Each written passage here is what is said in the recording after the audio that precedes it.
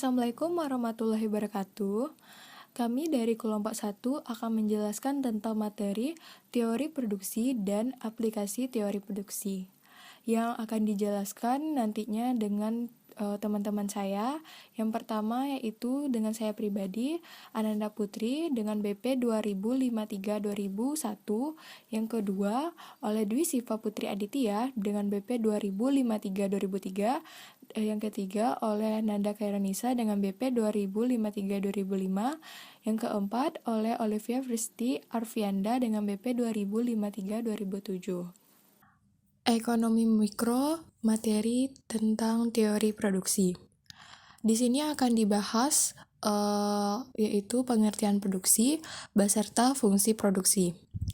Yang pertama yaitu pengertian produksi, yaitu kegiatan memproses input menjadi output.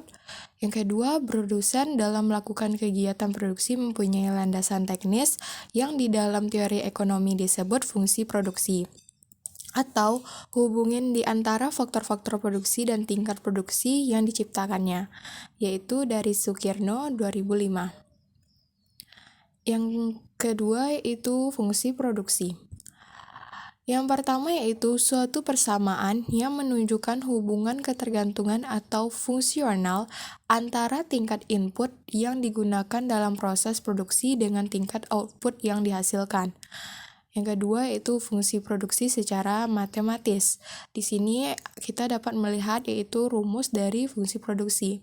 Yang kita lihat yaitu berarti Q sama dengan F dalam kurung K LRT. Berarti kita bisa lihat keterangannya juga. Berarti Q berarti jumlah output atau hasil, K berarti modal atau kapital, L tenaga kerja atau labor, R kekayaan atau raw material, T yaitu teknologi. Teori produksi sederhana input tambah labor.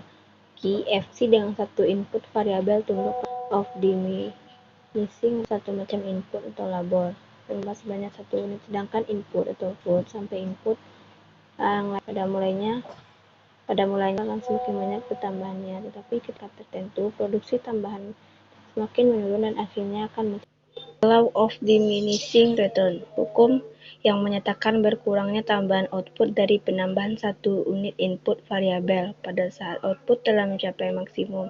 Asumsi yang berlaku hanya ada satu unit input variabel input yang lain tetap. 2. Teknologi yang digunakan dalam proses produksi tidak berubah. 3. Sifat koefisien produksi adalah berubah-ubah. Rumus satu variabel marginal product atau MP of labor MPL, extra output per unit change in labor usage MPL I TP double L. Average product APL of labor, total product divided by the quantity of labor usage APL sama dengan TPL. Selanjutnya yaitu tahap-tahap produksi. Yang pertama, produksi total. Produksi total terbagi atas 3, yaitu 1. Produksi total mengalami pertambahan yang semakin cepat. 2. Tahap ini dimulai dari titik origin semakin ke satu titik. 3. Pada kurva total produk di mana AP maksimum pada titik ini, AP sama dengan MP atau marginal product.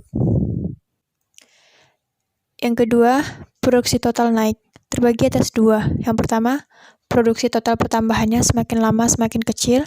Yang kedua, tahap kedua ini dimulai dari titik AP maksimum sampai titik di mana MP sama dengan 0 atau TP maksimum. Produksi total turun. Produksi total semakin lama semakin menurun.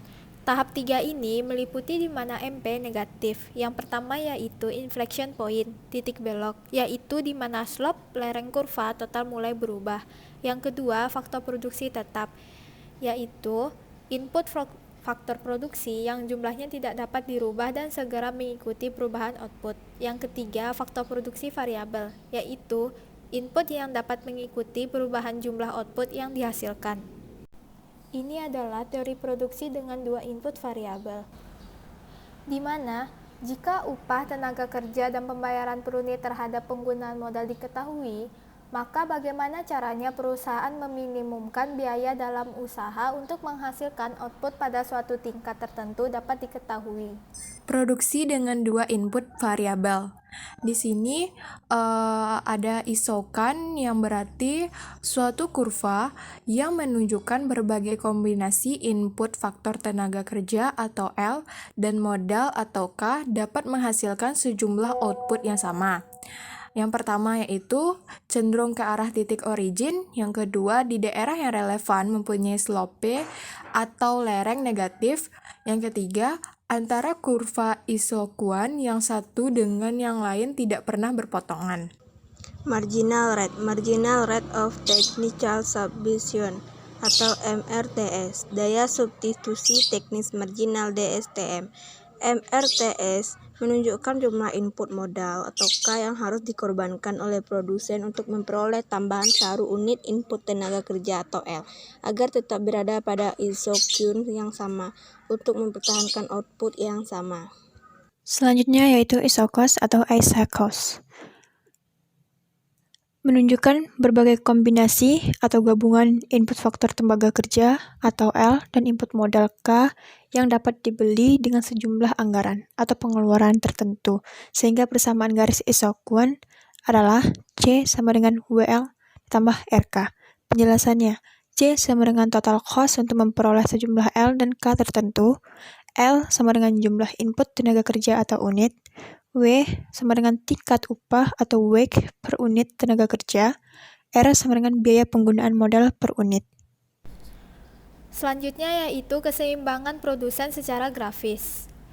Seorang produsen berada dalam kondisi keseimbangan apabila dengan sejumlah pengeluaran biaya tertentu ia dapat menghasilkan output yang maksimal, atau dengan kata lain untuk menghasilkan sejumlah output tertentu diperlukan biaya yang minimal.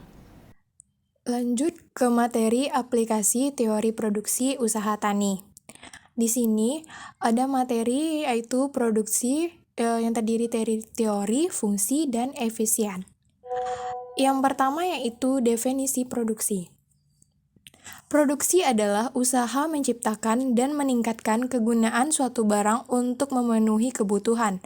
Perilaku produksi adalah produsen, yaitu individu atau perusahaan yang memproduksikan hasil pertanian yang menggunakan input sumber daya yang ada antara lain tanah, tenaga kerja, modal, dan manajemen. Tujuan teori produksi yaitu untuk melihat hubungan antara input atau faktor produksi dan output atau hasil produksi. Lanjut, hubungan input-output. Yang pertama, hubungan antara input-output. Menunjukkan pola hubungan pengguna berbagai tingkat input untuk menghasilkan tingkat output atau dieksposisikan dalam konsep fungsi produksi. Yang kedua, hubungan antara input-input. Variasi menggunakan kombinasi dua atau lebih input untuk menghasilkan output tertentu atau direpresentasikan pada konsep isokuan atau isocost. Yang ketiga, hubungan antara output-output. Variasi output yang dapat diperoleh dengan menggunakan sejumlah input tertentu atau dijelaskan dalam konsep kurva kemungkinan produksi dan iso-revenue. Macam-macam teori produksi. Yang pertama, teori produksi dengan satu input variabel. Teori ini merupakan teori produksi sederhana yang menggambarkan tentang hubungan antara tingkat produksi suatu barang dengan jumlah tenaga kerja yang digunakan untuk menghasilkan tingkat produksi barang. Pada slide selanjutnya, terdapat grafik the law of diminishing return, yaitu grafik dari fungsi produksi satu input. Grafik ini menjelaskan tentang tahapan-tahapan yang dimilikinya, yaitu memiliki tahapan 1, 2, dan 3. Sebagaimana yang telah terlihat pada gambar berikut. Fungsi produksi total dilambangkan dengan Q sama dengan F atau X. Dan produksi rata-rata dilambangkan dengan APP, X.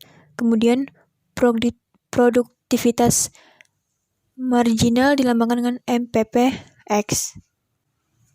Kedua, teori produksi dengan dua input variabel. Grafik dua dimensi untuk fungsi produksi dua input dikenal dengan grafik isoquant. Isoquant merupakan kurva yang menghubungkan titik-titik kombinasi dari faktor produksi X1 dan X2 untuk menghasilkan sejumlah produk tertentu. Pada slide selanjutnya terdapat kurva isoquant. Selanjutnya, teori biaya atau ongkos produksi. Biaya atau ongkos produksi merupakan semua pengeluaran yang dilakukan oleh perusahaan untuk memperoleh faktor produksi dan bahan mentah yang akan digunakan untuk produksi. Biaya produksi terdiri dari biaya jangka pendek dan biaya jangka panjang. Biaya jangka pendek yang terdiri dari yang pertama, biaya-biaya yang besarnya relatif tetap dan tidak mudah untuk dirubah selama jangka waktu analisis dan tidak tergantung pada tinggi rendahnya tingkat produksi, fixed cost. Misalnya, gaji pegawai, gaji penyusutan mesin, biaya penyusutan gedung, bunga pinjaman investasi, dan sebagainya. Yang kedua adalah biaya-biaya yang besarnya berubah, tergantung besar tingkat produksi pabrik, variable cost. Misalnya, biaya bahan baku, upah pegawai, BBM pabrik, dan sebagainya. Dalam batasan jangka pendek tersebut, variasi output dan input produksi dapat dilakukan dan biaya yang terjadi selalu dapat diklasifikasikan menurut biaya tetap dan biaya variabel. Biaya jangka pendek. Dalam jangka pendek, terdapat biaya-biaya yang tidak mudah berubah seperti bunga pinjaman, sewa tanah atau rumah, gaji, dan sebagainya. Dengan demikian, untuk jangka pendek dikenal istilah biaya variabel dan biaya tetap, yaitu biaya yang relatif tetap untuk jangka pendek. Selanjutnya, untuk biaya jangka pendek dilakukan analisis berikut. TC sama dengan TFC ditambah TVC, AFC sama dengan TFC sama dengan TFC dibagi Q, AVC sama dengan TVC dibagi Q, ATC sama dengan TC dibagi Q sama dengan AFC ditambah AVC, MC sama dengan delta TC dibagi delta Q, dan karena delta TVC dibagi delta Q sama dengan 0, maka MC sama dengan delta TVC dibagi delta. Ini adalah contoh dari grafik biaya jangka pendek. Biaya jangka panjang. Dalam jangka panjang, perusahaan dapat menambah semua faktor produksi, sehingga biaya produksi tidak perlu dibedakan menjadi biaya tetap dan biaya variabel. Semua pengeluaran dianggap biaya variabel. Cara meminimumkan biaya. Dalam analisis ekonomi kapasitas pabrik digambarkan oleh kurva biaya total rata-rata atau average cost. Di sini kita bisa lihat kurvanya. Lanjut yaitu fungsi produksi. Hubungan antara input produksi dengan produksi yang dihasilkan dapat dilihat dalam bentuk matematis yang disebut fungsi produksi. Fungsi produksi digunakan untuk yang pertama yaitu sebagai alat analisis yang menjelaskan gejala-gejala yang terjadi dalam proses produksi. Yang kedua sebagai alat analisis normatif yang dapat menentukan keadaan terbaik untuk memaksimumkan keuntungan. Hubungan fisik antara output dan input Y sama dengan F, X1, X2, X3, Xn. Contoh Y, total produksi padi, X1 penggunaan pupuk buatan, X2 penggunaan bibit, X3 penggunaan tenaga kerja, X4 luas garapan. Dengan asumsi variabel yang lain dianggap tetap. Contoh fungsi produksi hubungan antara produksi padi dengan pupuk. Pupuk maksimum 3.762 kilo. Output dasar atau TPP. Pupuk X1 kilo. Pupuk X1 kilo menjadi 125 MPP 30 20 10 0. Selanjutnya, efisiensi produksi. Tingkat penggunaan input yang paling efisien tergantung pada hubungan antara harga input dan harga output. Kedua, tingkat optimum penggunaan input secara ekonomis terjadi pada saat MVP sama dengan harga input atau titik E. Berikut adalah gambar dari penggunaan input tunggal optimum. Selanjutnya, analisis masalah. Yang pertama, Indonesia sebagai produsen utama di pasaran dunia dalam perdagangan lada. Kedua, sistem produksi lada Indonesia perlu ditingkatkan sehingga dapat lebih kuat daya saing di pasaran internasional dan salah satu upaya tersebut adalah meningkatkan efisiensi produktivitas usaha tani lada rakyat dengan mutu hasil yang meningkatkan serta upaya memperpanjang umur produktif pertanaman lada. Selanjutnya, masalah yang dihadapi dalam perdagangan lada. Yang pertama, pengelolaan usaha tani di tingkat petani belum optimal sehingga penerapan teknologi budidaya lada masih kurang mendukung bagi peningkatan hasil yang memadai. Yang kedua, tingkat harga hasil yang relatif rendah dan di lain pihak harga sarana produksi, pupuk dan pestisida relatif tinggi atau mahal. Yang ketiga, gangguan organisme tanaman lada yang bersifat epidemik sehingga kelayakan umur lada menjadi terbatas dan sejalan itu penerapan PHT, pengendalian hama terpadu masih terbatas. Yang keempat, mutu hasil belum memenuhi standar karena sarana dan prasarana pengolahan yang memadai keberadaannya masih terbatas sedangkan di tingkat petani dilakukan secara konvensional. Yang kelima, informasi pemasaran hasil terbatas serta rantai pemasaran atau tata niaga IDA relatif panjang dan kelembagaan petani masih lemah. Yang keenam, sumber daya petani baik pengetahuan maupun permodalan masih lemah atau terbatas ketersediaannya. Baiklah, hanya itu yang bisa kami sampaikan. Apabila ada kesalahan kata, mohon dimaafkan. Wabillahi taufik walhidayah. Assalamualaikum warahmatullahi wabarakatuh.